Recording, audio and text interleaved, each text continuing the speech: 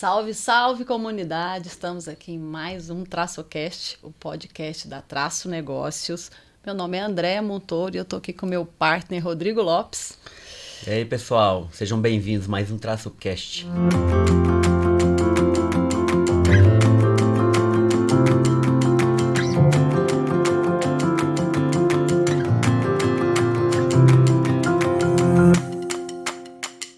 Gente, eu escolhi uma frase para apresentar esse nosso convidado muito especial e vamos lá.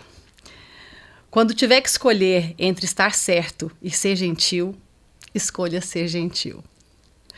Mestre em administração com ênfase na saúde, é sócio fundador do grupo The One, constituído pelas empresas Health Experience, empresa com sede nos Estados Unidos, que promove intercâmbio e imersão de executivos da saúde nos Estados Unidos. The One Concierge, o primeiro e único concierge em saúde independente no Brasil. E Observatório da Saúde, uma plataforma de conhecimento, informação e educação em gestão na saúde. Ocupa ainda a presidência do Colégio Brasileiro de Executivos da Saúde, professor do MBA da PUC-GO e da FASAM, certificado Disney Approach to Building a Culture of Healthcare, Excellence e Disney Approach to Creative Innovation. Fellow do American College of Health Executives, Fellow do Colégio Brasileiro de Executivos da Saúde, palestrante nacional e internacional em eventos na área da saúde e gestão. Traduzindo, Cristiano Kenan, mestre em acreditar que o sentido da vida seja fazer sentido às outras vidas. O céu é o limite. Fundou uma empresa com o propósito de ajudar as pessoas quando elas mais precisam, quando estão com problema de saúde. Um sonhador. Acredita que o sonho é a soma de pequenos esforços. Contaminado por Walt Disney, pois também acredita que os sonhos são reais. Este currículo mostra a inquietude desse garoto tímido que hoje é um adulto reservado e apaixonado pelo cuidar. Do sonho de ser médico a doador de amor, medicamentos sem contraindicação e sem efeito colateral, faz do cuidar o seu propósito de vida. Milionário do conhecimento, é generoso com quem chega perto dele. Se define como um cara de pau convicto, o que o encorajou a lançar um livro que reúne líderes relevantes da área da saúde, onde ele escreve o capítulo Jornada Digital do Paciente. Ufa! Com vocês, professor Kenan, como ele gosta de ser chamado. Obrigado. Uma honra, assim, acho que o principal, André e Rodrigo, obrigado pelo convite, a Traço, empresa que eu admiro agora, TraçoCast, fantástico, adorei. O que é mais importante em tudo isso que você trouxe é a segunda parte. Tá? A primeira parte é a inquietude. É aquilo, a gente precisa não só ser, a gente tem que correr atrás e construir esse futuro. Esse futuro é através do desenvolvimento. Então, acho que a questão curricular, experiência, a gente adquire diariamente. Acho que é encontrando pessoas como vocês, compartilhando, aprendendo, escutando, dando opinião, que a gente consegue construir esse tão esperado futuro, né? Que é o que a gente deseja, um futuro gostoso, um futuro positivo, um futuro com muito amor, que eu acho que o que me carrega na prática profissional e na vida pessoal, que é o importante, fazer isso com muito amor. Então, o que eu me dediquei a fazer até hoje foi com muito amor. Obrigado pelo convite. É uma honra estar aqui. Adoramos. Eu tenho que confessar que eu tive que fazer aqui, tirar um terço para falar, porque senão isso é enorme. Mas te conhecendo, eu sei o quanto essa segunda parte é verdadeira e é sobre isso que a gente vai falar hoje. Realmente é muito interessante, né? É uma trajetória, uma formação muito interessante. Mas, Cristiano, acho que até pra gente começar esse bate-papo, eu queria entender um pouco, assim, da origem, né? Conta pra gente um pouco de onde que você nasceu, você é filho único, conta aí dessa origem. Vamos lá. É a principal origem, onde eu criei os meus valores, que hoje compartilho. Tenho dois irmãos, então somos três, o mais novo, o mais velho, eu sou do meio.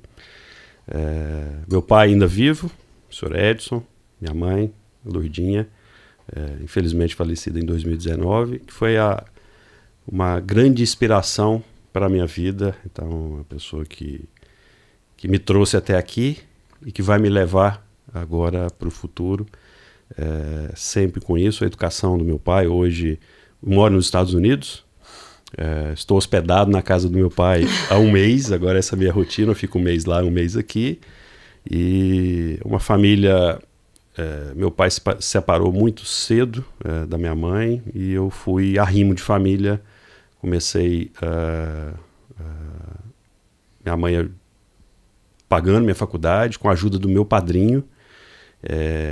A família me ajudou, a família me trouxe até aqui. Então, assim, uma família que não é uma família italiana, como é a minha descendência, aquela família no dia a dia reunida, cada um foi para um canto, cada um está correndo atrás, mas é a base de tudo, Rodrigo. Eu sou essa pessoa que de fato acredita que a família é a base de tudo, é onde a gente constrói, de onde a gente sai e é para onde a gente volta. Então, família para mim é super importante e as pessoas mais importantes da minha vida hoje, minha esposa, minha conselheira, amiga, fico até emocionado,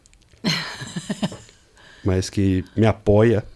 A gente viveu uma decisão de nos mudar para os Estados Unidos e foi uma ressignificação. Então, assim, uma escolha, uma oportunidade. Hoje a gente tem green card, então sonho de muitos brasileiros. A gente conseguiu conquistar esse sonho, não pelo investimento no país, não por um trabalho, mas sim pela história profissional que a gente tem, eu e ela temos, e a gente conquistou isso juntos. É um sonho que não é fácil, imagino. O sonho muito pesado. E meu filho, que é hoje meu inspirador, ele me aconselha, ele me traz para a realidade do mundo atual, agora, do novo mundo, no novo normal, me ensina sobre o comportamento, o novo comportamento dessa geração, porque é para eles que a gente constrói negócios, para eles que a gente constrói o futuro. Então isso é muito importante. Ele se irrita de vez em quando comigo, porque as minhas conversas com ele são de 2h30, 3 horas, e para um adolescente de 13 anos isso é muito. Então, mas para mim a família é tudo. Ele é nascido lá nos Estados Unidos, não? Não, nascido aqui. A gente mudou há 3 anos e já virou um americano. Tá, já virou. Enzo já virou um americano. Legal. Me conta uma coisa. Você falou de criança. Quando você era criança, você gostava de estudar o quê? Você se lembra? Você era nerd? Rodrigo, André era nerd. Inclusive, os meus amigos me chamam de velho. Porque eu sempre... Você está virando criança agora? Estou virando criança agora. Entendi. Então, mas lá eu cuidava desses amigos, cuidava da família, cuidavam das pessoas e eu sempre fui curioso. O que eu estudava? Eu gostava de pessoas. Eu gostava, apesar de muito tímido, você já contou isso na minha introdução, muito tímido, mas eu gostava de escutar as pessoas, me interessava não por uma área específica, mas eu gostava de pessoas. Tanto que o meu sonho foi fazer medicina. Não fiz medicina, mas hoje me considero, depois de 26 anos no mercado de saúde, me considero um médico prático, mas não para prescrever ou fazer cirurgia, mas para cuidar. Sim. Porque é isso que as pessoas precisam. A gente precisa de cuidado. E o cuidado pode ser emocional. Então eu me sinto parte do sistema de saúde como um membro da assistência do cuidado. É isso que eu gosto. Estar com pessoas e conversar e ter oportunidade de cuidar.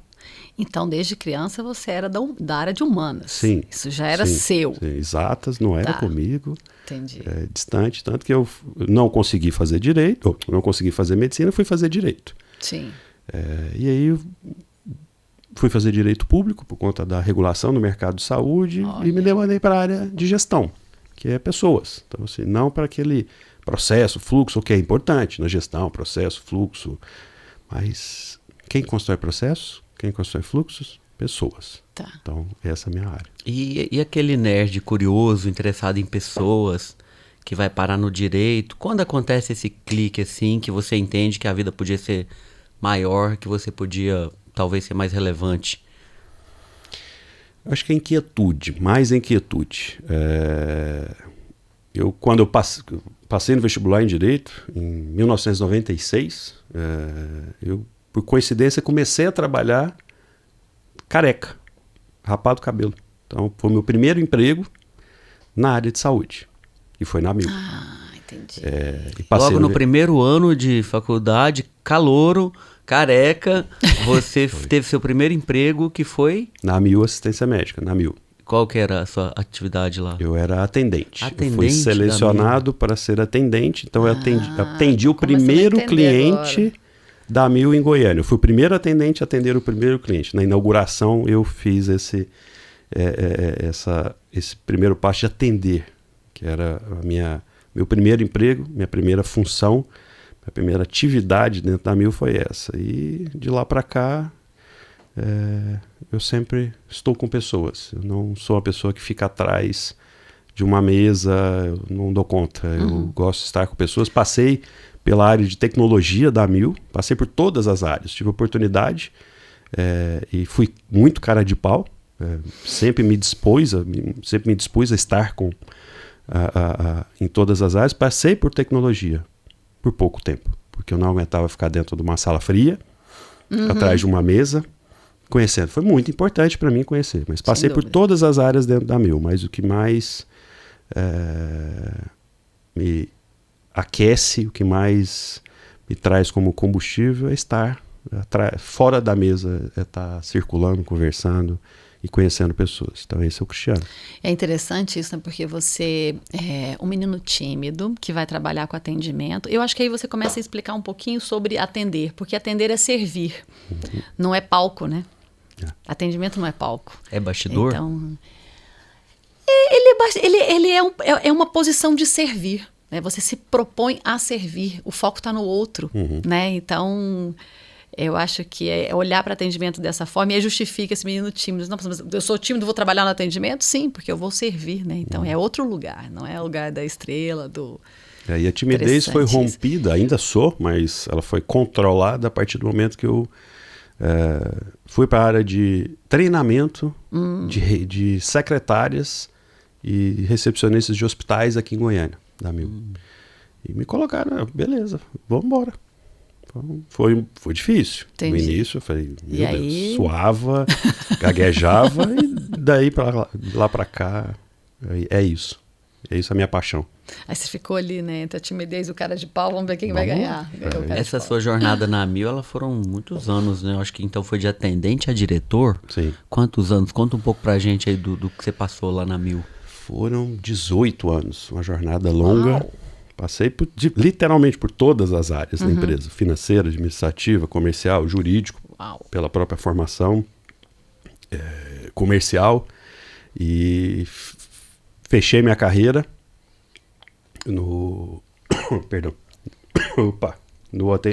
na diretoria. E aí, a partir dali...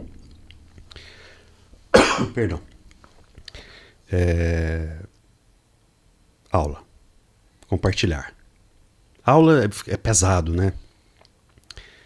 É um facilitador do conhecimento. E aí, como você trouxe, que também é algo que eu compartilho muito, eu não sou... o conhecimento é uma riqueza. E a gente precisa de doar essa riqueza. Sim. Que ela não serve para mim. Sim. Ela não faz sentido, não faz sentido nenhum para mim. Então, voltando na AMIL, eu fiquei lá por 18 anos. Comecei como atendente. Atendi. Orgulho de ter sido treinado pela minha supervisora de atendimento. Como atender, como cuidar, como estar ali disposto a servir. A entrega, né? É o cuidado com o coração. É sincero. E a gente... isso me moldou a minha profissão, moldou as minhas atitudes pessoais, como inquieto, no meio desse circuito, em 2000, 1996, isso. Em 99 eu me formei, pedi demissão, vendi meu carro, terminei meu namoro e me mudei para os Estados Unidos. Uau! Me mudei para os Estados Unidos. Não falava inglês, não conhecia ninguém, conhecia o Gustavo, o Roriz e a Rafaela. Eles estavam morando nos Estados Unidos, eles me receberam. Meu Deus, daí que vem. E a partir dali, eu tive a oportunidade de crescer muito. Então, minha mãe sempre, uma mãezona, cuidava, fazia com que tudo acontecesse, não deixava nada faltar. E aí foi um grande momento de transformação. Então, eu ousei, falei, eu vou. Morei 6 meses lá, voltei de surpresa. Quase infartei minha mãe. Mas foi uma experiência única nesse ano de 2000 e voltei, com certeza, fiquei afastado 6 meses da Mil, mas voltei, estava lá as portas abertas, que é isso que eu tenho uma história que eu não deixo portas fechadas. Eu gosto de construir amigos, eu gosto de ter amigos. Então, podemos fazer negócios agora, mas a amizade é perene, a gente constrói isso através do respeito, que é algo que minha mãe trouxe, meu pai, minha família trouxe. Então, essa é a história da Mil. Aprendi bastante, pude conhecer muita gente, foi ali que eu comecei a ser cara de pau.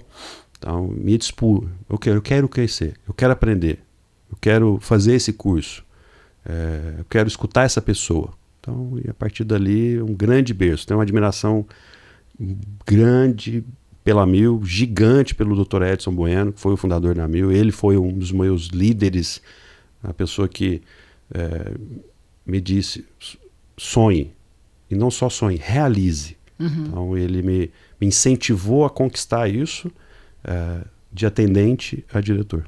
Maravilha. Essa empresa chegou a crescer um bocado aqui no Brasil, né? Foi a maior empresa do Brasil, foi a maior operadora do Brasil, a maior empresa de saúde do Brasil até ele falecer. Foi a maior empresa de saúde, não só operadora, mas de rede.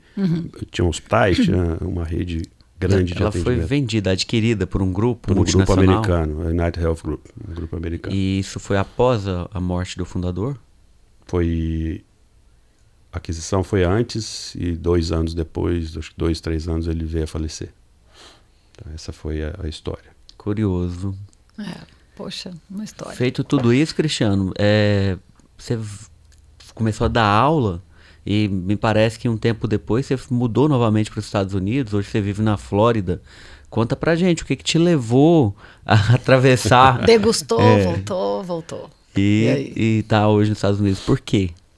Uma escolha. A gente, primeiro, Patrícia, apaixonada nos Estados Unidos, sempre quis morar lá. Então, eu como um apaixonado e um servidor, né, aquele que quer entregar, falei, não, vamos. A gente ainda é jovem, o Enzo vai ter uma grande oportunidade de viver uma nova cultura.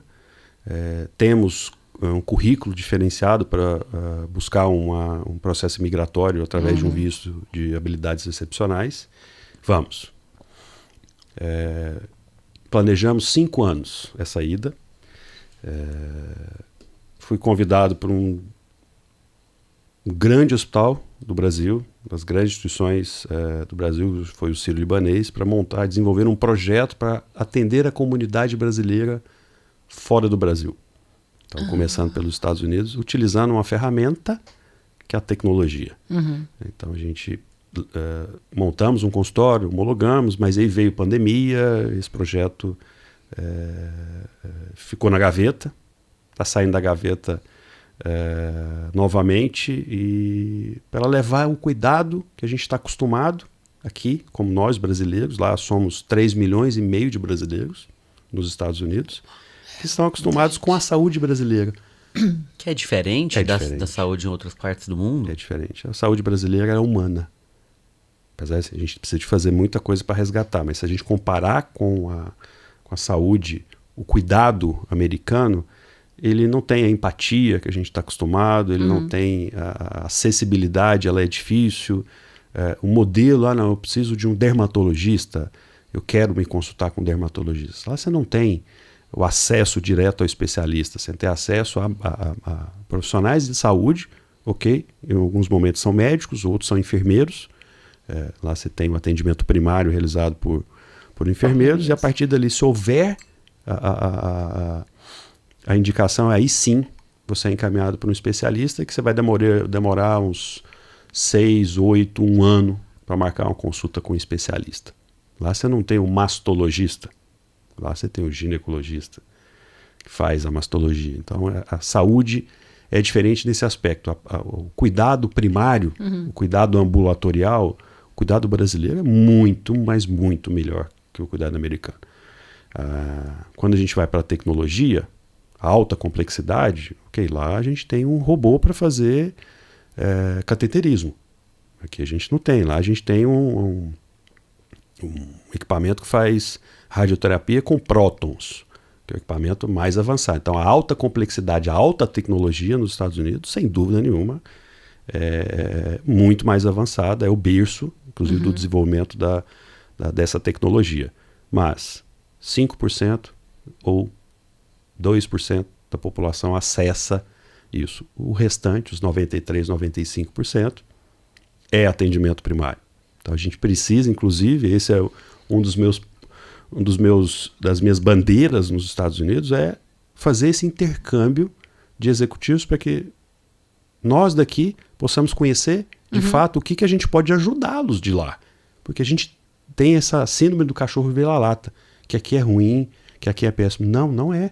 Comparado aos Estados Unidos, não é. A gente tem muito que ensinar. Então esse é um das minhas bandeiras.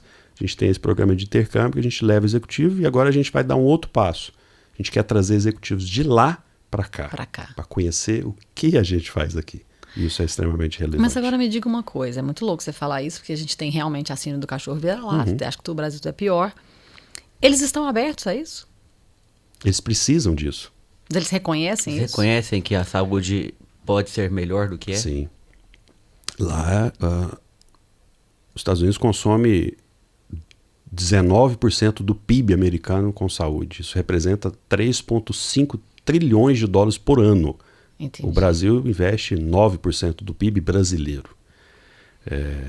É uma baita oportunidade se você falar de mercado. Demais. Então, se você está falando que você tem essa economia em volta do negócio da saúde e que ainda assim você tem um serviço que está aquém em relação ao atendimento, ao servir, às subespecialidades, né, coisa que a gente está muito acostumado aqui no Brasil.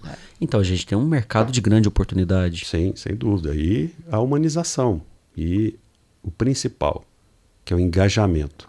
Hoje, o americano tem medo de acessar o sistema de saúde. Por quê? Também é muito caro. É muito caro. É um sistema 100% privado, né? Não existe sistema privado. Aí público. você tem Medicaid, Medicare, e alguns subsídios, mas você não tem hoje um hospital público para atender o americano. Você tem um hospital privado, e aí você tem parte subsidiada pelo público, dependendo da faixa de renda, dependendo da idade, e esse hospital é privado. Só que é muito caro. Então, O acesso ao negócio da saúde é muito caro, ao sistema, ao serviço de saúde. Muito caro, difícil, e não existe esse elo que a gente tanto precisa, essa relação de confiança que foi perdida no mundo inteiro, que é a relação médico-paciente. Essa relação se perdeu. E lá é difícil resgatar, porque lá, de fato, a gente tem a distância mesmo, inclusive jurídica, porque excessos de processos. Então, as pessoas... É uma indústria de processos contra instituições de saúde. Então, o médico ele se cerca de cuidar da parte emocional, da parte de diagnóstico. Lá você não tem o médico pegando no paciente. Lá o diagnóstico ele tem que ser compartilhado, a responsabilidade com o diagnóstico por imagem, diagnóstico laboratorial, porque amanhã ele pode ser processado. Entendi. Então isso afasta o médico do paciente. Então isso é um gigante prejuízo para o sistema, para o cuidado, para o tratamento, para o acesso. Então, a tecnologia é importante? Mas o que é? O principal que a gente tem que fazer é resgatar o elo de confiança médico-paciente. E aqui no Brasil também. Sim. Professor, vamos lá. Vou trazer algumas coisas para a gente poder discutir. Hoje, você é uma das grandes conexões. A gente está falando da saúde mundial porque a gente está falando de uma conexão. Né? Você está nos Estados Unidos e você está extremamente conectado ao Brasil. Essa posição, eu não conheço outro nome que está fazendo esse trabalho. Existem mais pessoas fazendo essa conexão? Não conheço.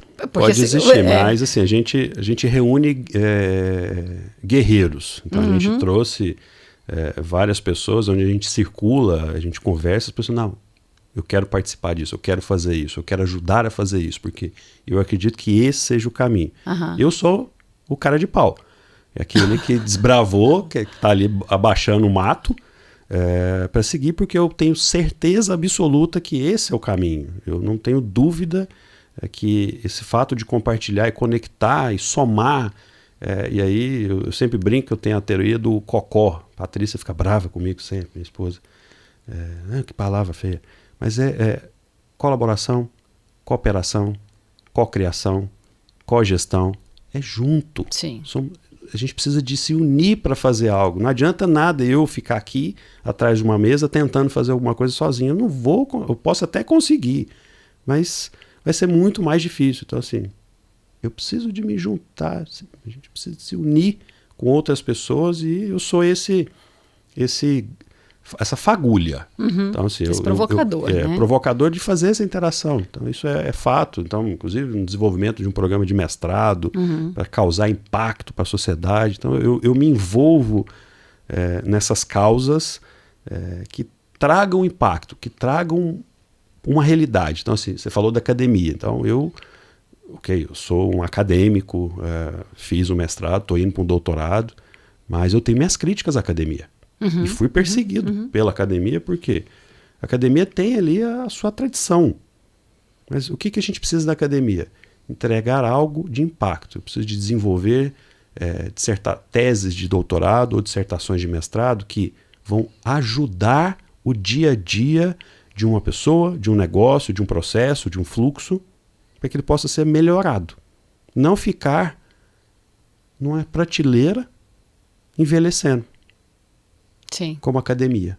Então, assim, a academia precisa de ser renovada também.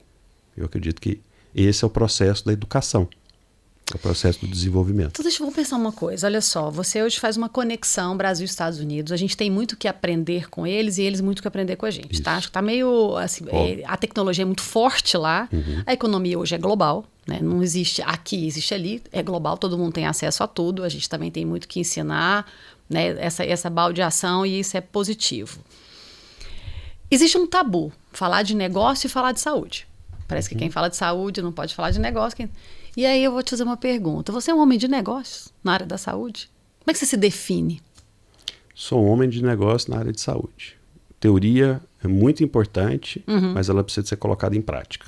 E a gente só consegue colocá-la em prática a partir do momento que a gente se ouse a empreender e entender que saúde é um mercado, Sim. Saúde é um negócio, saúde tem ferramentas e que precisa ser tratado, inclusive, hoje como um consumo. Hoje, a sociedade mudou, as gerações estão aí em transformação, não em mudanças, em transformação. A gente tem tecnologia, a gente precisa se adaptar. Então, hoje, a gente trata a doença, mas para quem? Para o doente. Mas todo mundo precisa de quê? De saúde. Então, eu preciso de vender saúde. Eu preciso de entregar um produto de saúde. Vamos tratar a doença? Vamos, é necessário. Ok, para tratar a doença, eu médico, eu instituição de saúde, vou ficar ali esperando o paciente chegar doente. Mas a gente precisa de evoluir, e nessa evolução passa por essa reflexão sobre o consumo na saúde. Eu preciso de vender saúde. Então, eu sou um empreendedor, eu sou um empresário da área de saúde, tenho uma empresa que faz coordenação de acesso do paciente ao sistema de saúde, que é complexo, completamente complexo. Então, se eu quero ir, estou com dor de cabeça, aonde eu vou? Vou no neurologista. Será? Será que você não está com ATM? Será que você não está com problema gastrointestinal? Será que não é um problema emocional? Então, assim, aonde eu vou? E com quem eu vou? Então, a gente tem hoje, faz 10 anos que a gente tem a The One, uma empresa inovadora, é o primeiro e único concierge independente do Brasil, que a gente levou, inclusive, para os Estados Unidos para ajudar e coordenar e pegar na mão do paciente e navegar com ele por esse sistema completamente complexo, para que ele possa ter o seu cuidado adequado, na hora adequada, o custo adequado, e de fato cuidado. Porque hoje ele vai, não é cuidado, aí passou a dor. Isso não é cuidado, isso aí é algo que a gente precisa de repensar. Saúde é negócio, e assim ela precisa de ser planejada, ela precisa de ser vendida, ela precisa de ser comercializada, e não tem nada de errado. Sim. Não tem nada de errado. Saúde é negócio, movimenta muito dinheiro, a gente sabe disso. E aí eu quero te provocar mais, porque eu sei o quanto, né, o professor é visto como um sonhador. E como é que fica isso num contexto como é que as instituições, os hospitais, as clínicas recebem isso? Eles estão abertos a discutir isso? Porque a minha pergunta é no sentido de que sonhar é preciso quando a gente pensa em negócio da saúde? Porque, né, fica sempre parecendo que não, isso é papo de sonhador. E aí, como é que é isso na prática? Onde é que a gente está precisando desse olhar porque tudo começa no sonho, né? Acho que os grandes negócios começam no sonho, na percepção, na compreensão da necessidade. Como é que o mercado brasileiro absorve essa sua pegada na área da saúde? André, é um amadurecimento, tá? Faz 26 anos. Eu acho que a cada tempo a gente tem uma evolução, e essa evolução muitas vezes pautada pelo próprio mercado. O paciente está exigindo isso, o consumidor da saúde está exigindo isso. Ele quer algo que ele consiga comparar. Então hoje eu quero uma experiência diferente, eu quero ter um atendimento diferente, eu quero entender mais sobre, eu quero ser convencido que o tratamento é aquele. Então o próprio mercado vem exigindo do sistema de saúde, das empresas, essa mudança, porque vai ficar para trás. Então assim, o mercado ele está sendo puxado, ele não está sendo empurrado. E essa evolução, fiz uma pesquisa que foi publicada na Europa, de hospitais do Brasil, esse é um outro problema do Brasil. Eu faço pesquisas no Brasil, os journals, as revistas científicas do Brasil não aceitam, e eu publico na Europa. Em grandes journals fora, a gente fez 2 publicações, de uma pesquisa que foi feita no hospital. Quem é o principal cliente do hospital? Da instituição de saúde. Foi 10 maiores hospitais do Brasil. A maioria dos executivos falaram, o médico. Tem alguma coisa errada? Não, o médico é. O paciente é de quem? É do médico. Quem leva o paciente é o médico. Então, para o hospital, o cliente é o médico. Não é o consumidor. Claro. Com certeza é o paciente. É o paciente. Então, assim, grandes executivos de grandes instituições de saúde, estrategicamente, para aquela instituição, o principal cliente é o médico. Então, o primeiro mindset que a gente tem que mudar é esse. Quem é o protagonista? Não é o médico, é o paciente, é a família do paciente. Ah, não, mas minha instituição ela tem história, eu tenho aqui os professores. Não tem problema nenhum, ótimo. Isso é o produto esperado. Sim. Se eu preciso de alguém que tenha competência, que tenha qualidade, que tenha segurança. Isso é o esperado, é o básico. Mas a gente entende que em alguns momentos, em alguns mercados, em algumas regiões, isso ainda é o diferencial. Olha o tanto que a gente precisa de evoluir. Entendi. A gente já evoluiu bastante. Então, assim, quem que está ajudando a essa evolução?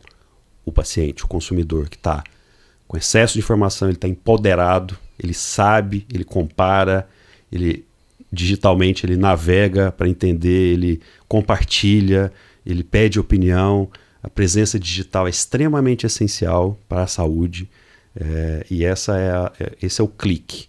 Então, o clique é de quem consome a saúde. E quem não estiver pronto para oferecer um produto para ele de saúde, um produto de cuidado, uma entrega diferenciada, vai ficar para trás. Porque isso vem mudando. Rapidamente. A gente se conectou, professor, a gente se conheceu através do digital, né? Foi esse assunto que nos levou a nos encontrar.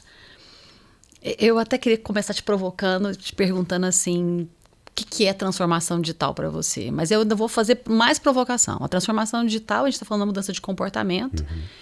E nessa relação de entender até quem é o consumidor, né, da sua oferta, isso mudou tudo. Porque a gente trabalhando com digital, a gente entende, a minha empresa ou o meu hospital, ele não está no digital. Ele está.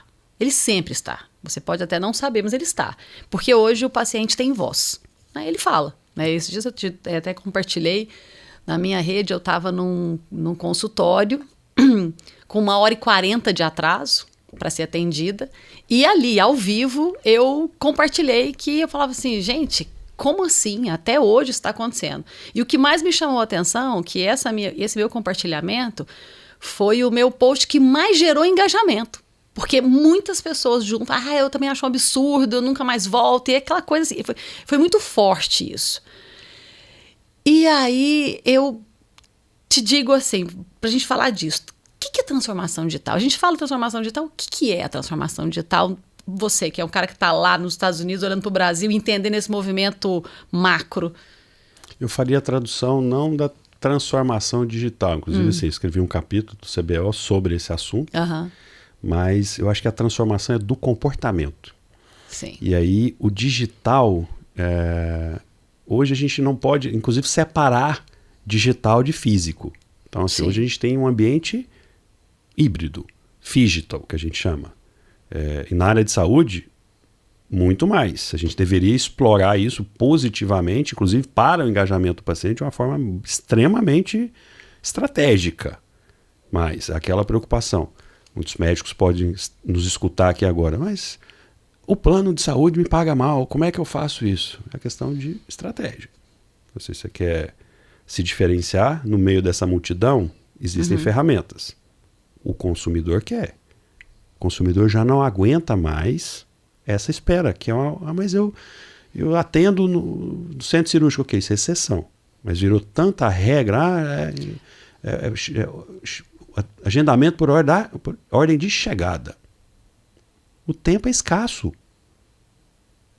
Por que eu não posso colocar, por exemplo, dentro dessa jornada, o digital?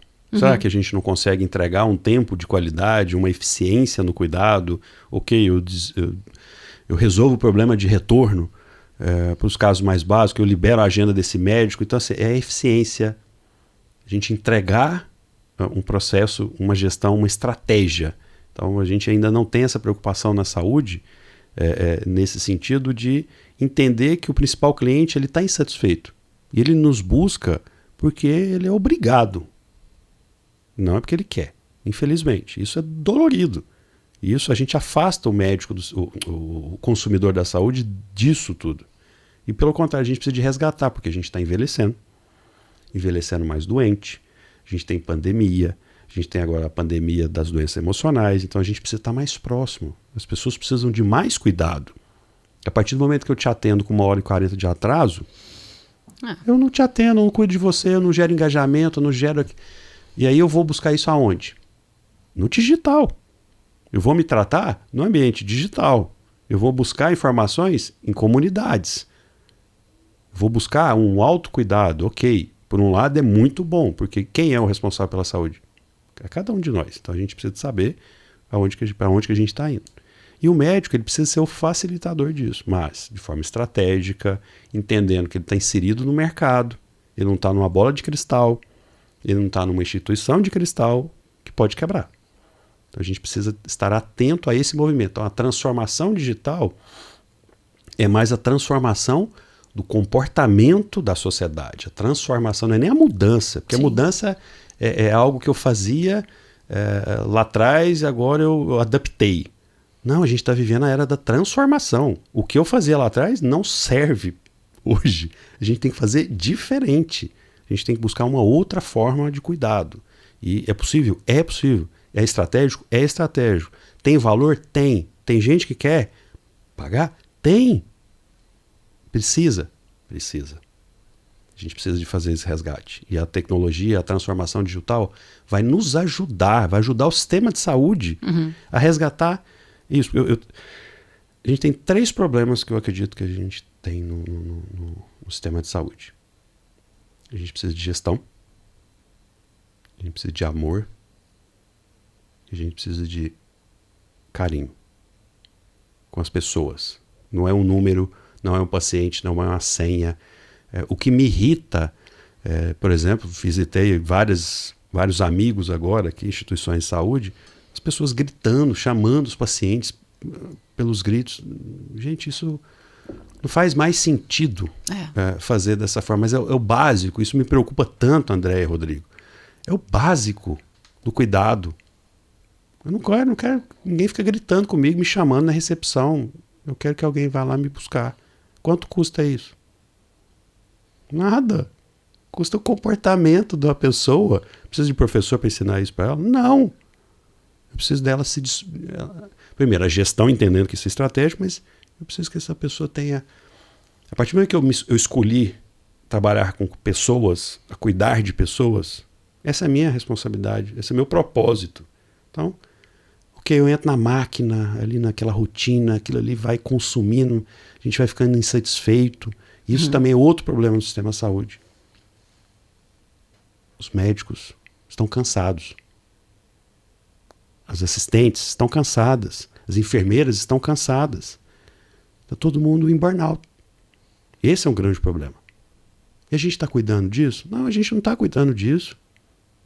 O mercado está exigindo ainda mais. Então, a gente tem um desafio gigante no mercado para que a gente possa entregar o cuidado.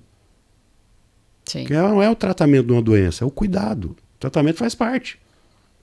A gente precisa evoluir. Então, a transformação digital é uma ferramenta. O digital é uma ferramenta. A tecnologia é uma ferramenta. Inclusive para melhorar o cuidado, para melhorar o engajamento. Telemedicina. O tanto que isso pode ser positivo. Sim. O engajamento, o cuidado, para a manutenção do cuidado, para fidelização do cuidado. Porque a jornada, André, Rodrigo, é até errado a gente falar jornada, porque a jornada tem um início e um fim. Na saúde não, ela tem só um início. Ela não tem fim. Não acaba. Porque é saúde, é bem-estar. Ela não acaba. E o digital e o físico, eles vão se entrelaçando dentro de um... Vamos erradamente continuar chamando de jornada, mas de uma jornada perene de cuidado. Então assim, poxa, como é que a gente vai entregar isso? Olha a gama de oportunidades que a gente tem para tratar. Não, eu preciso hoje de mais clientes. Será? É. Poxa, vamos pensar uma outra estratégia. O cliente ele já te conhece. Vamos fidelizar ele, vamos criar um programa de cuidado.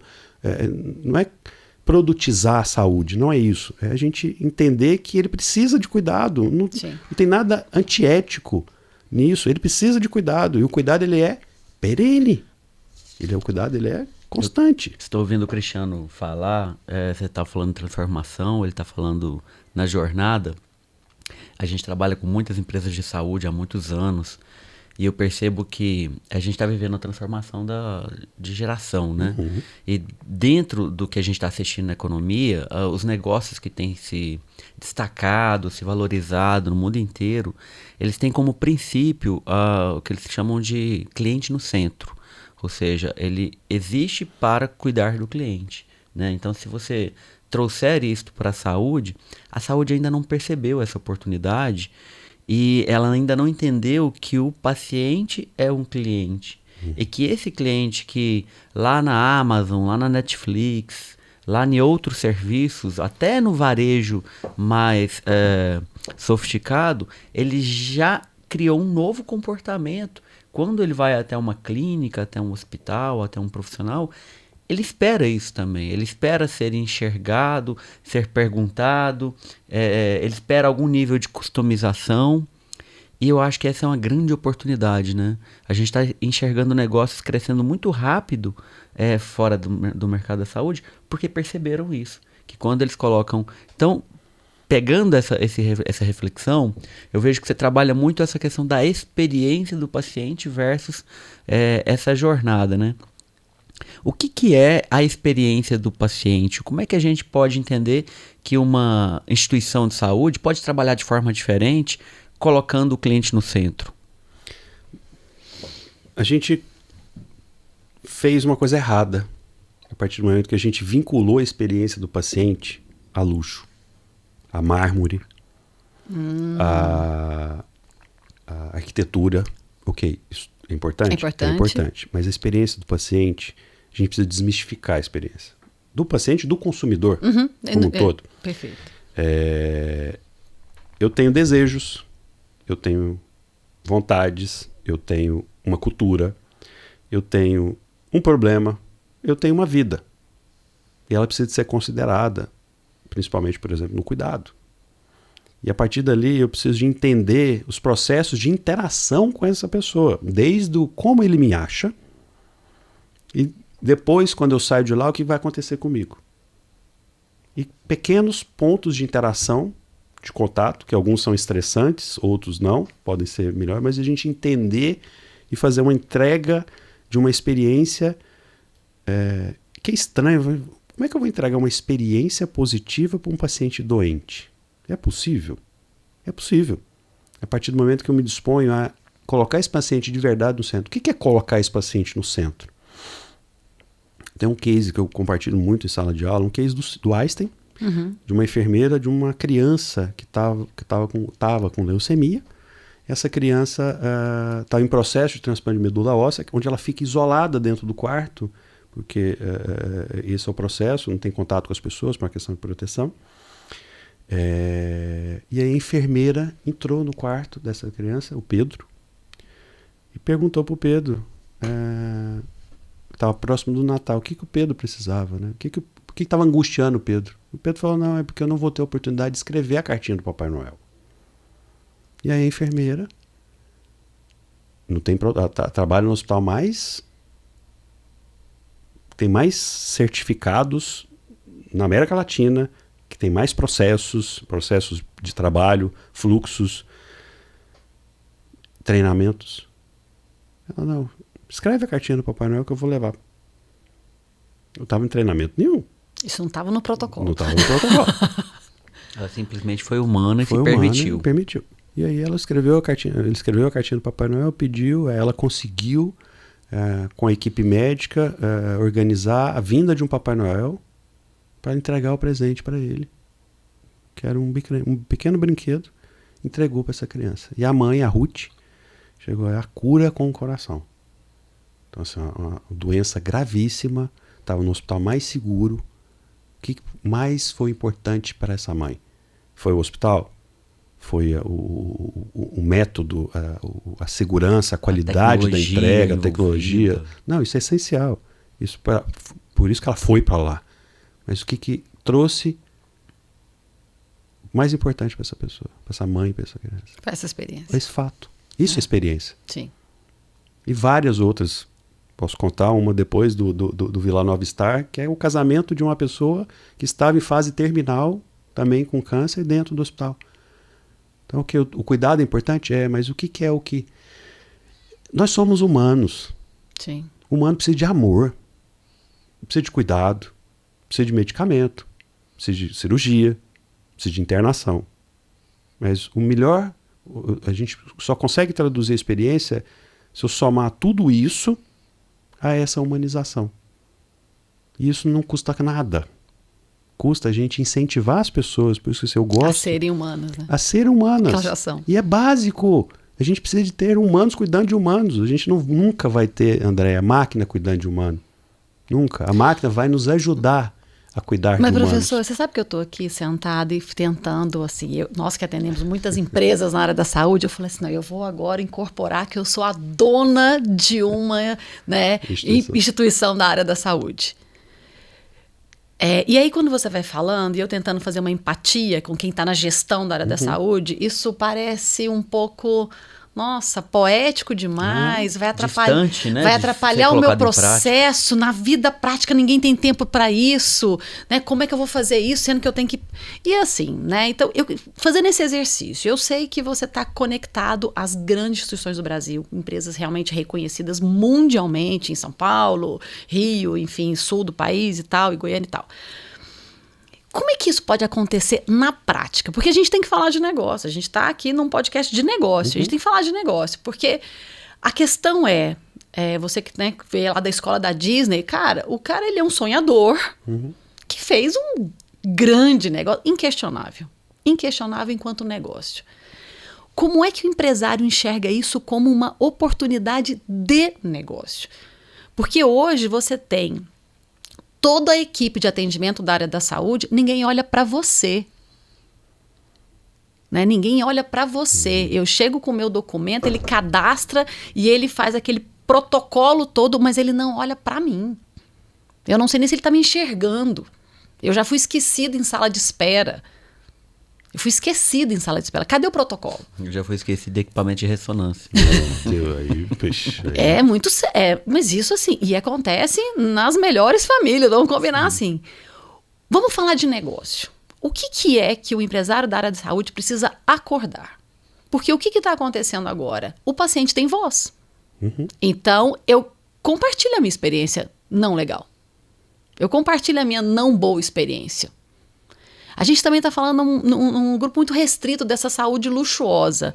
Mas vamos entender como macro. Na prática, o que pode ser feito? O que tem que mudar no mindset do gestor?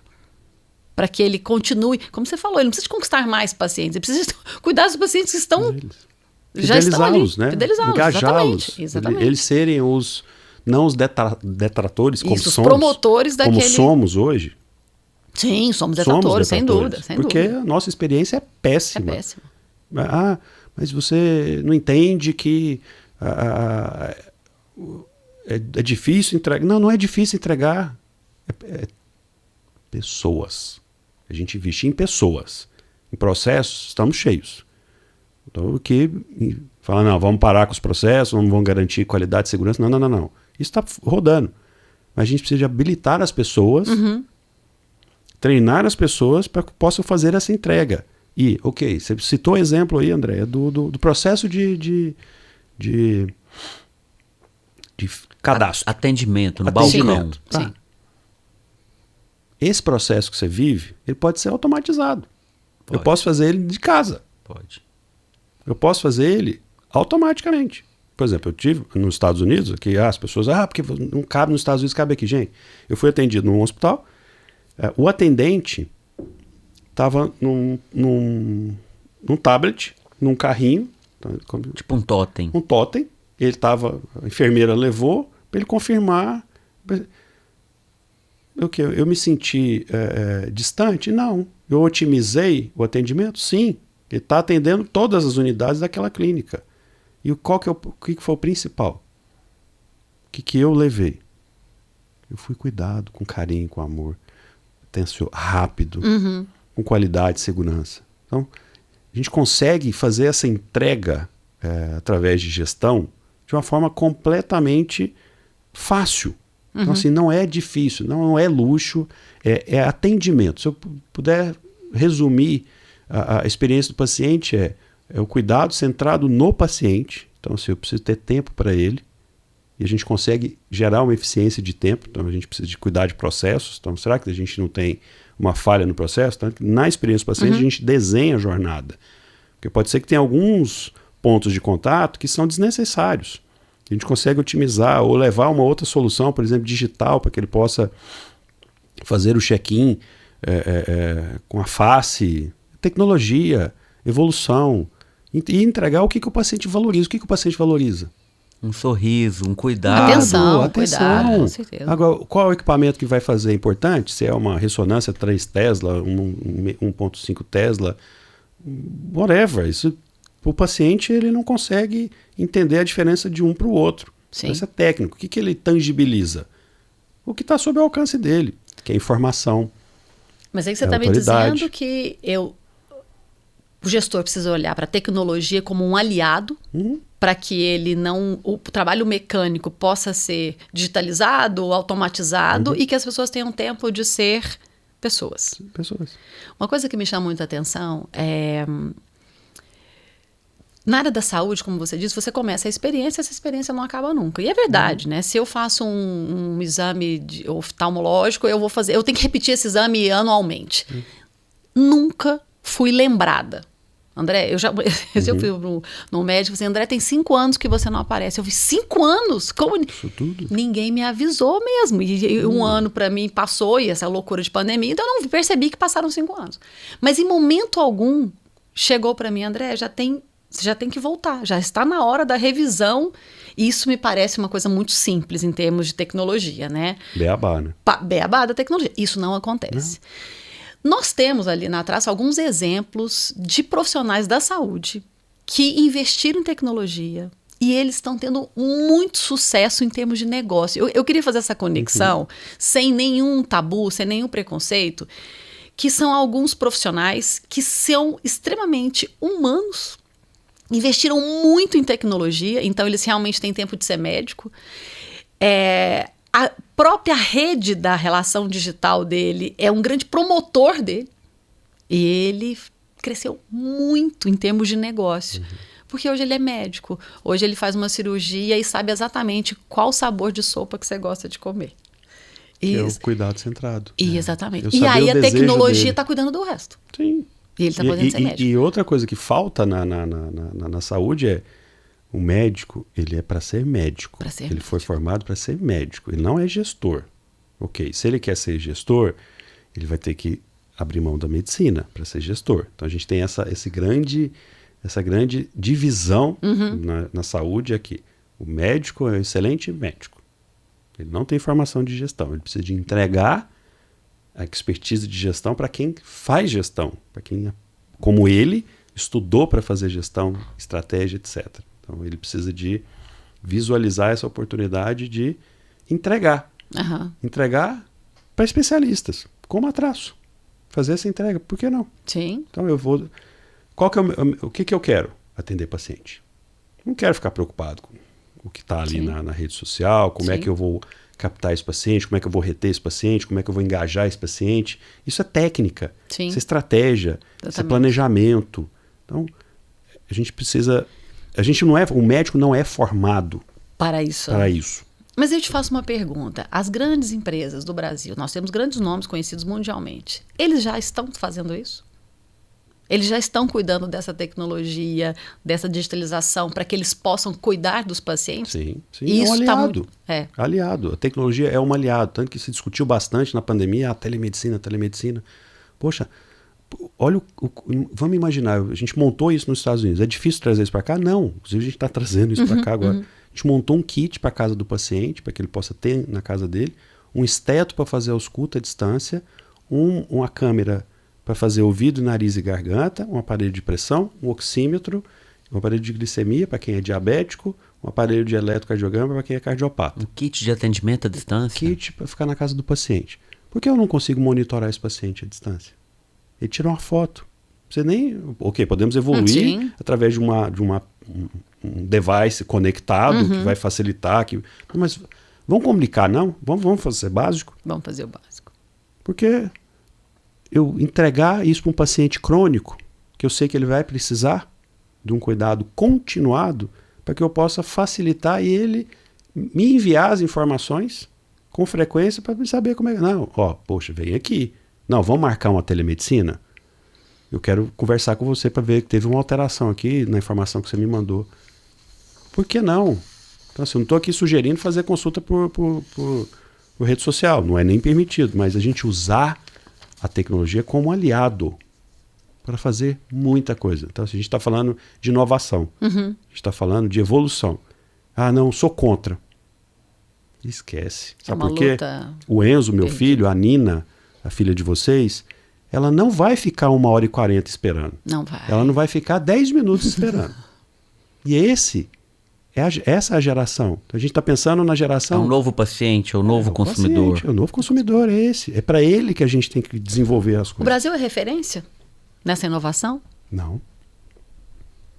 Porque não quer, né? Porque não quer. É porque tem essa barreira, não é ético, não é um estratégico, não, meu principal paciente é o médico. Então, assim, existem alguns mitos que a gente precisa de superá-los. Uma quebra de paradigma. E entender que a gente tem um consumidor. Até então a gente tinha um paciente. Perfeito. Hoje a gente tem um consumidor. E para ter um consumidor, o meu negócio, o meu produto, os meus processos, os meus fluxos precisam ser feitos para ele. Eu preciso de entregar uma experiência para ele. Ele de verdade tem que ser o centro do cuidado. Muita gente está falando, o paciente no centro do cuidado. Não é verdade. Porque o paciente não foi nem chamado para entender para ser ouvido. Andréia, como é que foi a sua satisfação de atendimento aqui? Não, doutor, eu esperei 1h40, eu não tenho tempo, tinha que buscar minha filha na escola, como o senhor também tem. Eu não chamei o paciente para a mesa para desenvolver um produto para ele. Essa é a primeira aberração de negócio. De negócio, né? De negócio, aberração de negócio. Então, assim, eu estou criando um produto para quem? Ou é para ninguém? Olha só, para mim é muito importante deixar isso tudo muito na prática. Eu vivi algumas experiências nessa área, porque na realidade para mim é trabalho fazer esse tour aí na área da saúde. E olha que interessante, né? Eu vivi essa experiência de 1h40 de espera. Depois, quando eu entrei, eu tive um atendimento longo, porque a médica teve que digitar todos os meus exames. Então eu não fiquei foi bem um ali, atendimento, foi uma espera foi enquanto uma ela digitava. espera, e aí eu fiquei depois mais 15 minutos ela preenchendo, e aí o que ela teve de contato comigo muito curto. Uma médica muito bacana e tal, e eu, entre detrator e neutro, eu fiquei no neutro. Não vou falar mal, porque ela me atendeu muito bem, achei ela tinha muito conhecimento, mas realmente a experiência não foi bacana. Mas eu vivi uma outra experiência com uma médica também, as duas mulheres, aonde todos os meus dados foram digitalizados antes, e ela fez uma consulta de 20 minutos comigo, mas de extrema humanidade. Então, o que eu entendi na lógica? A minha espera de 1h40 e depois uma consulta de 40 minutos, que foi o dobro da outra, me deu uma experiência, não foi legal. Em contrapartida, a outra que fez esse outro processo me fez um atendimento de 20 minutos absolutamente encantador. Então, de novo, trazendo a questão de negócio, essa inteligência, né, em colocar esse talento aplicado de uma forma correta, traz para o paciente uma experiência positiva, é bom para os negócios, porque a consulta foi muito mais curta e eu saí como promotora.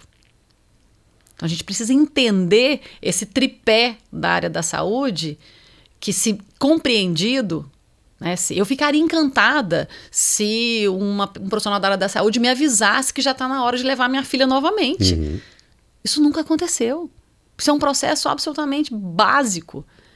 Então, você falou uma coisa muito relevante. A gente precisa entender que o médico, ele não é gestor. Porque isso acontece em empresas de outras áreas, isso acontece na alimentação, nos restaurantes, isso acontece, né, os marketplaces te avisam que você gostou daquele produto, então talvez você goste desse também, tem inteligência artificial para trabalhar. E por quê? A área da saúde tem condição, né? Os médicos normalmente têm um perfil de ser muito conectados à tecnologia. E por que a coisa não acontece? Então, mas acho que falta, primeiro, empresas especializadas para atender esse nicho, que é um nicho muito grande, expressivo. Muito expressivo. Falta essa entrega do médico, entendendo que o consultório dele é um negócio. A clínica é um negócio, o hospital é um negócio. E não é um negócio só que tem problema, é um negócio que precisa ter planejamento estratégico, não só para resolver os problemas, mas precisa de resolver os problemas e ter uma estratégia de desenvolvimento e crescimento. Hoje a gente está preocupado, os gestores de saúde, aqui representa o colégio, com os problemas. Então a gente está preocupado agora com o piso salarial da enfermagem. Então a gente fica no olho do furacão e a gente não consegue ver de fora. Não está então, projetando. A gente precisa ver de fora. A gente precisa entender que o consumidor está reagindo a essa estratégia, a essa abordagem, a essa tecnologia. Então a gente precisa de desenvolver isso para ele. Então pode ser, não estou falando que eu não vou ter problema como os hospitais têm diariamente, inúmeros problemas. Eu tenho que ter um olhar estratégico para o futuro, porque senão eu não vou chegar lá. Sim. Porque se eu for realmente me preocupar só com o problema, eu não vou chegar ao futuro. Essa é fato. E a gente precisa de fazer essa entrega. Infelizmente, a gente não tem empresas especializadas, por enquanto, né, André e Rodrigo, em desenvolver essa visão e trazer essa visão do consumo da saúde. Sim. Que não tem, mais uma vez, não tem nada errado, isso não é antiético, é mercado. Sim. A gente está inserido no mercado. A gente atende um mercado. E a gente atende um consumidor no mercado, que tem desejos, que tem preferência, que está numa geração A, Baby Boomer, Z, Millennium. Eu preciso de entender como atender esse paciente dessas gerações. Sim. Eu preciso de entender como eu vou usar a tecnologia a nosso favor, não só digital, mas a tecnologia, as estratégias de marketing, como é que eu vou fazer marketing de conteúdo, marketing de relacionamento, marketing de engajamento, marketing digital, tudo isso conectado num ambiente digital. Então, assim, o desafio é gigante. Mas tá aí, o mercado tá aberto. Tá claro, né? Tá claro. Quem fez e quem tá fazendo um pedacinho já tá entendendo o resultado. O engajamento. A gente precisa de atender o consumidor da saúde. Esse mindset ele precisa de ser alterado. Você falou uma coisa interessante. A gente sempre comenta isso lá na Traço, essa conexão entre marketing, que é um gerador de oportunidade, e venda. Uhum. E aí eu não gosto nem de usar muito a palavra venda, porque não é venda de fato. Uhum. É de fato um atendimento, um cuidar, porque ele gera atração. E às vezes você está lá pensando em conquistar novos clientes e pacientes, mas o seu cliente está chegando até você. Uhum. Ele está chegando até você. E você não está atendendo, você não está resolvendo o problema que ele te trouxe. E problemas muito simples, às vezes problemas de agenda. Uhum. Problemas de criar ali uma condição para que o atendimento aconteça. Existem pesquisas, agenda, por exemplo, pesquisa que 70% entre baby boomers e millennials, em todas as gerações, estão buscando agendamento pelo digital. Só que 70% não encontra essa disponibilidade. Poxa, eu estou buscando. Inclusive a geração baby boomer. Total. E a geração milênio, ela é por indicação. Ela vai buscar indicação. Sim. E onde eu vou buscar indicação? Diferente da geração da minha avó. O médico falava, vai aqui, vai ali, ela ia. Sem questionar. Exatamente. Agora, eu, Cristiano, não vou. Eu vou pesquisar, André, vou ver como é que está a avaliação, eu vou ver como é que está o engajamento, quem está por trás de tudo isso. Eu vou pesquisar, isso vai me trazer a segurança que eu não tenho hoje. Eu não vejo. Sim. Como eu vou avaliar aquele serviço? Então, eu vejo que aí a gente tem realmente uma oportunidade muito grande, porque eu estava percebendo vocês falando, hoje as pessoas, tá faltando muita gestão no negócio de saúde, porque as pessoas estão no lugar errado. Então você tem uma pessoa fazendo um papel que a tecnologia já poderia fazer ela com facilidade, uma solução de aplicativo, de agendamento, e a hora que a pessoa poderia ser mais ser humano, que é olhar no olho, abrir um sorriso, perguntar como fica melhor para você, ela está muitas vezes ali tentando operar um sistema de um jeito meio amador, sendo que ela já poderia tá muito mais ali conectada com a pessoa. O que eu vejo nesse universo da mudança, da transformação, cada vez mais a tecnologia está aí para poder resolver as coisas mais pragmáticas, mais simples, como o agendamento. Não tem por que mais a agenda ser como ela é, a agenda do profissional.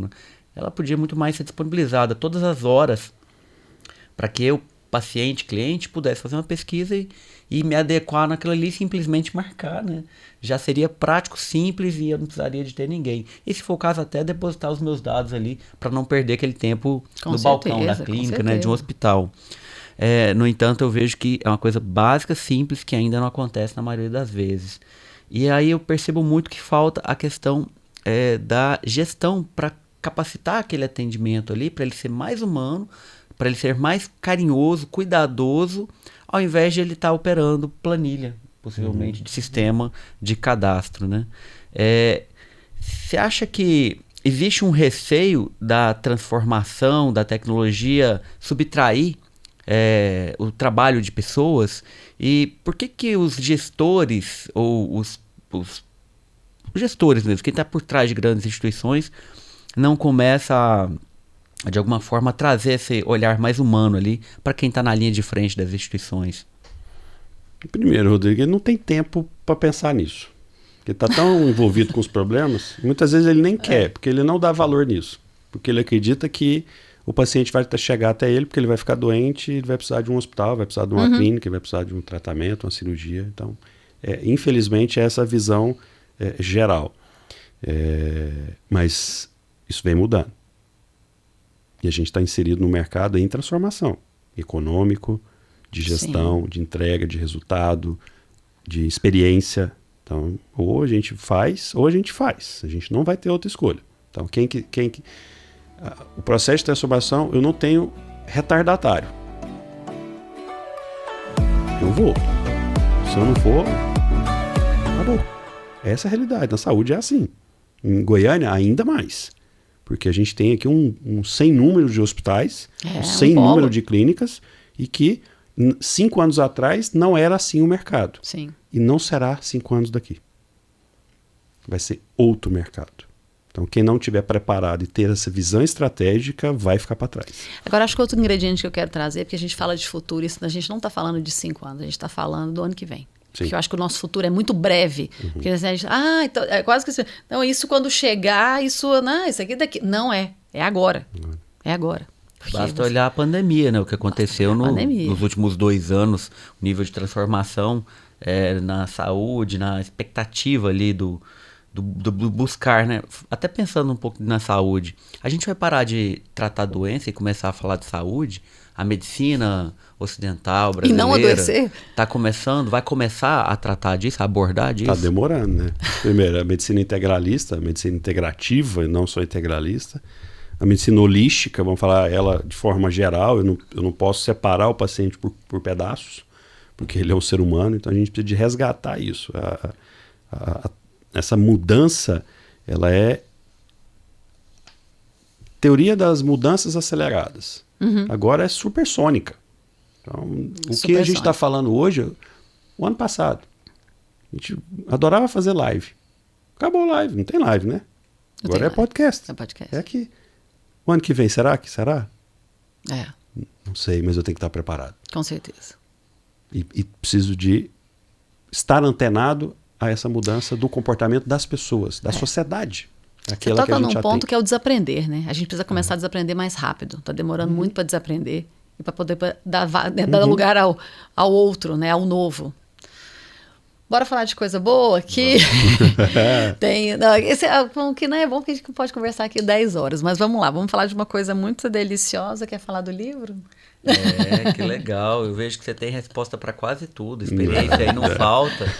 E aí eu sei que tem um livro saindo, né? Daqui uns dias. Conta pra gente aí um pouco do que vem por aí, o livro de gestão na área da saúde, quem está por trás desse projeto. Plantar uma árvore, escrever um livro, você está cumprindo as coisas direitinho. Você está fazendo tudo direitinho. Graças a Deus. Seguindo aquilo que a minha avó me ensinou. Seguindo o protocolo da vida. O protocolo da vida. A gente seguindo o projeto de cara de pau, né? Está saindo do forno. A gente vai lançar dia 18 de outubro em São Paulo, no Congresso Nacional de Executivos de Saúde.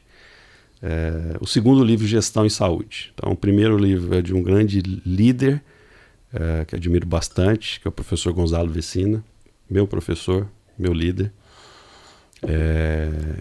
E para a segunda edição, a gente convidou vários grandes líderes, mas para começar, para dar o primeiro empurrão, porque eu brinco que essa obra, esse livro que está nascendo, é uma obra viva, porque a gente está vivendo um momento de transformação. Então, a economia em saúde, ela vem se transformando, a experiência em saúde vem se transformando, a tecnologia em saúde vem se transformando, a gestão, o marketing em saúde. Então a gente precisa ter isso perene. Então a primeira edição, o primeiro livro físico e digital, inclusive com uma inovação, a gente vai ter capítulos digitais, tem um capítulo escrito. Uau! E o capítulo digital, com as pessoas conversando. Eu e o Balestrin somos autores do livro Gestão Saúde, Reconstruindo o Futuro. Tá? Esse é o título do livro. A gente convidou grandes líderes da saúde, Fábio Gastal, Elideia, Dr. Tavares, da Redditor, o Fábio, que é da ONA, doutora Janete Vaz, do SEIB, o Daniel Greca, do Sírio, Dr. Guido Thierry do INCOR, Dr. Zé Henrique German, que foi secretário de Saúde do Estado de São Paulo. Então, a gente convidou um time de líderes, Tinoco, muita gente, não vou lembrar de todos aqui agora, mas para dar esse pontapé. É devolver para a sociedade um guia prático. O que foi feito? O que vocês estão fazendo? Não é teoria, não. É prática. O que precisa ser feito? Legal. E eles são os percursores, porque depois a gente vai mergulhar com outros líderes que estão fazendo também. Como é que foi essa prática? Okay, não foi como o Guido falou, Thierry. Como é que você está fazendo a aplicação da tecnologia? Então a gente vai mergulhar. O desenvolvimento, o ensino, a formação, ela é contínua. Então a gente vai fazer esse pontapé, essa inauguração desse livro, o lançamento desse livro lá no Conex. E é uma honra, deu muito trabalho, um filho que deu muito trabalho para nascer, mas já está na gráfica. E se Deus quiser, vou em Goiânia, depois do dia 18, estarei aqui no mês de outubro, fazendo um roadshow com o livro, para entregar isso para a sociedade. Essa devolução. Lindo. Esse é o propósito dessa entrega. Então esse livro ele vem a ser um guia prático na área da gestão da saúde, com um apanhado das melhores experiências dos principais protagonistas da gestão da saúde? Da gestão da saúde em várias áreas. Então a gente vai ter o capítulo de experiência do paciente, a área de economia da saúde, a área do marketing saúde, gestão, planejamento. A gente trouxe esse apanhado de líderes para contar para a gente como é que eles estão fazendo na prática. Ele é indicado para quem? Para todo mundo, né? Porque todo mundo precisa de saúde, né? Ou para todo mundo que quer conhecer mais sobre a saúde. Indicado para os gestores, para os líderes, para os médicos. Eu acho que para esse grande sem número de pessoas que estão envolvidas no sistema, para quem trabalha com empresas e instituições de saúde. Então esse é um livro que vai livro guia, né? Trazer uma reflexão do que está acontecendo. E o principal, o que vai acontecer. Qual é a tendência, né? Qual é o futuro, que é rápido, como você trouxe. Esse futuro agora, é diferente. Né? O futuro é amanhã, né? É amanhã. É amanhã. É amanhã. Esse é o caminho. É um grande filho, mais um filho nascendo. Infelizmente a gente tem que ir acabando, meu Deus. E eu sei que você tem aí umas considerações finais que você já me contou. Então eu vou deixar aí para você. Gosto muito de, antes de mais nada, agradecer o carinho, a acolhida. A gente viveu 1 ano e meio distante, né? Estava nos Estados Unidos, vocês estavam aqui, mas a gente conseguiu estar próximos, construirmos uma relação de confiança, agora uma relação de carinho, estamos próximos. Adorei conhecer a Nina, uma criança admirável, uma artista, mas eu trazendo isso, acho que essa reflexão do sonhar. Minha faculdade, quem pagou foi meu padrinho com a minha mãe. Então eu sonhei que eu ia conquistar alguma coisa, que eu ia seguir, mas a parte financeira é natural. Xano, você é um milionário? Não sou. Sou um milionário do conhecimento. E eu sou um doador desse conhecimento. Mas eu nunca parei de sonhar. Eu sou um sonhador de fato, verdadeiro. E eu gosto de incentivar as pessoas a sonhar. Porque não custa. E o fato de... o meu exemplo. Eu comecei... Não tenho berço de ouro. Eu comecei como atendente na Mil. Fiz uma faculdade de Direito. Não fiquei parado, inquieto. Sou inquieto. Corri atrás. E a gente tem que sonhar. Tem que ter fé, esperança, resiliência. E eu tenho líderes, tenho ícones. Jesus, aí você tem a referência Gandhi, você tem Mandela, que são grandes líderes, mas assim, eu gosto muito da Madre Teresa de Calcutá, agora a Santa Teresa de Calcutá. E aí tem uma passagem dela que eu levo para dentro de sala de aula, porque tudo que a gente aprende tem tem que ter um propósito. Nossa vida tem que ter um propósito. E ela traz muito esse propósito. Então, quero aqui trazer isso, que chama Entre Você e Deus. Muitas vezes as pessoas são egocêntricas, ilógicas e insensatas. Perdoe-as, assim mesmo. Se você é gentil, as pessoas podem acusá-lo de egoísta e interesseiro. Seja gentil assim mesmo. Você é um vencedor. Terá alguns falsos amigos e inimigos verdadeiros. Você é honesto e franco. As pessoas podem enganá-lo. Seja honesto e franco. Assim mesmo. Você tem paz e é feliz. As pessoas podem sentir inveja. Seja feliz assim mesmo. O bem que você faz pode ser esquecido amanhã. Perdão. Faça assim mesmo o bem. Dê ao mundo o melhor de você. Assim, dê ao mundo o melhor de você, mas isso pode nunca ser o bastante. Dê o melhor de você assim mesmo. Veja você que, no final das contas, é entre você e Deus, e não entre você e os homens. Quem trabalha na área da saúde precisa ter esse propósito de cuidar do outro. Independente de qualquer coisa. Sim. Independente do que vai acontecer amanhã. Porque amanhã pode ser que essa pessoa não esteja com a gente. E a gente tem esse propósito, essa responsabilidade a partir do momento que a gente assumiu o compromisso. Que seja um médico, que seja um dentista, que seja um fisioterapeuta, um nutricionista, um gestor, vocês, com uma empresa empresas que cuidam de saúde. A gente tem essa responsabilidade de fazer essa entrega verdadeira, esse cuidado humano, esse cuidado não personalizado, mas pessoalizado. Então isso pode parecer romântico, como o poema da Madre Teresa, mas é isso que o mundo quer, é isso que o mundo precisa, é isso que os pacientes precisam. Muitas vezes eles nem vão até a gente porque precisam de um tratamento ou de uma cirurgia, mas eles precisam de pessoas para cuidá-los, para escutá-los. Muitas vezes precisa de um abraço, de um carinho, de uma mão quente, ou de um olhar, de um sorriso. É isso que a gente precisa, esse resgate tão básico que a gente precisa na saúde. E não só na saúde, né? No nosso dia a dia, dentro da empresa. E isso é fantástico, essa energia, essa troca, não tem preço, né? As estratégias de marketing já trouxeram isso. Isso não tem preço como um cartão de crédito. Esse amor não tem preço. Eu brinco quando eu vou em alguns momentos com algumas secretárias. Sabe qual que é o principal valor que a gente recebe do paciente? Quando o paciente me leva uma rapadura, um ovo, a gente conseguiu o que a gente queria. Que é ser lembrado, né? Ser lembrado. Então, assim, essa entrega precisa de ser feita. O caminho para o resgate de qualquer coisa, de empresa, inovação, de negócio, é a gente se entregar.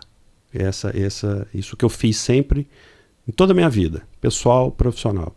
Eu me entregar de verdade. Sim. Então, assim, já fui puxado tapete, já fui enganado, já fui passado para trás, já fui falando, não, você não sabe o que você está falando, mas isso para mim não importa, isso para mim não me afeta. O que me afeta é ter oportunidade de conversar com a Nina, entender que o futuro eu compartilhei com ela o meu coração. E é isso que a gente precisa de compartilhar com as pessoas em tudo que a gente faz, Sim. André e Rodrigo. Eu acho que isso é meu propósito de vida. É estar com pessoas, é cuidar de pessoas, mesmo não sendo médico. Então esse é meu propósito. Eu queria contaminar todos com esse propósito. A gente cuidar do outro, estar do nosso lado. A cada dia isso está sendo mais essencial. A gente está vivendo um momento muito complicado e a gente precisa de apoio. E a gente precisa de apoiar. Tá? Essa é a nossa disposição e com certeza a gente vai construir um mundo melhor na saúde em qualquer lugar. Obrigado pela oportunidade. Acreditamos nisso. Muito obrigada. Valeu muito demais. Bom, muito nobre compartilhar com a gente tudo isso aí. Só gratidão por compartilhar a sua história, né, e esse propósito e que isso contagie o mundo todo. Contamine. É essa pandemia que a gente precisa, de verdade. A gente precisa não tem medicamento, doar amor e fazer essa entrega. Essa pandemia é a pandemia do bem. Maravilha. Obrigadão. Beijo no coração. Obrigado, de pessoal. Beijo, e até a beijo. próxima. Tchau, tchau. Obrigadão. Ai, gente, que lindeza. Legal, né?